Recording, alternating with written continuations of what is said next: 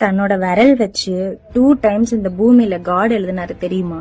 First தன்னோட விரலை வச்சு எழுதினது 10 கட்டளையே எழுதினாரு. ரெண்டாவது என்ன எழுதினாரு தெரியுமா?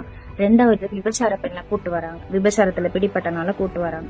அப்ப சட்டப்படி இவளை கல்ல தூக்கி அடிக்கணும் அப்படின்னு சொல்றாங்க. அப்ப இயேசு கிறிஸ்து என்ன சொல்றாரு? யாரு நீங்க தப்பு பண்ணல இவளை கல்ல தூக்கி அடிங்கன்னு சொல்லிட்டு குனிஞ்சி மண்ணுல எழுதினாருன்னு இருக்கு. குனிஞ்சி எழுதுறாருங்க அவரு. குனிஞ்சி அந்த டஸ்ட்ல எழுதுறாரு. எழுதி நீங்க யாரும் பாவம் செய்யல இவ்வளவு கள்ளத்துக்கு அடிங்க அப்படின்னு சொல்லிட்டு அந்த இடத்துல யாருமே இல்ல, எல்லாரும் போயிட்டாங்க. ஏன் எல்லாரும் போனாங்க?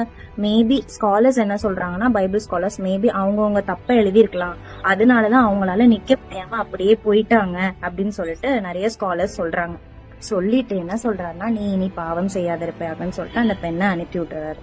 ஃபர்ஸ்ட் எழுதுனது சட்டம், ரெண்டாவது எழுதுனது கிருபை. கல்லுல எழுதப்பட்ட சட்டம் சொல்லுது நீ தப்பு பண்ணிட்ட உனக்கு தண்டனை தான் கிடைக்கும். மண்ணுல எழுதப்பட்ட சட்டம் சொல்லுது நான் உன்னை மன்னிச்சுட்டேன், நான் உனக்கு கிருபை அளிக்கிறேன், நீ அதுல இருந்து வெளியே வா.